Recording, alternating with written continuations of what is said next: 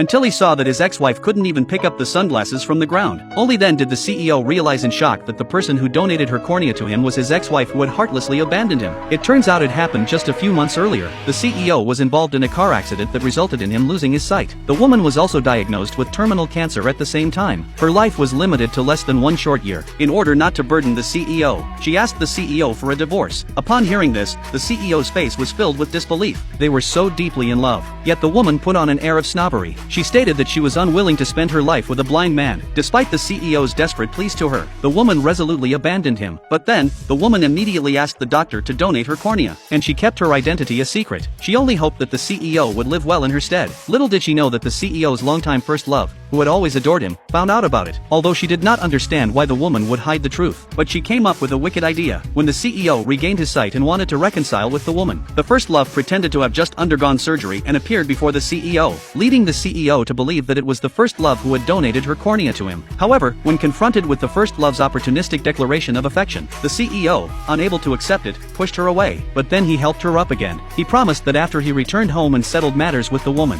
he would come back to take care of her. Soon after, when the CEO hurriedly returned home to confront the woman for answers, he was shocked to find that the woman had a new lover. Seeing this scene, the CEO was filled with anger. He stepped forward and punched the man. He demanded an explanation from the woman as to why she treated him this way. After all, his eyes were clearly fine now. Yet the woman coldly stated that she had long ceased to love him. In order to fully convince the CEO, the woman directly kissed the man in front of him. She mocked that the CEO was nothing more than a stepping stone in her career. Then she stated that they would go to finalize the divorce the next day. After speaking, the woman coldly left with the man, leaving the CEO behind, weeping inconsolably. Little did he know that the woman had not actually betrayed him. That man was merely the boyfriend of the woman's close friend. The reason the woman did this was to ensure that the CEO would agree to divorce her. The next day, the CEO arrived on time at the Civil Affairs Bureau for the divorce. However, he discovered that the woman had been wearing sunglasses the entire time. Even when signing, she did not fill in the required fields. She even bumped into the back of a chair when she got up. He immediately realized that something was amiss, so he silently followed the woman all the way.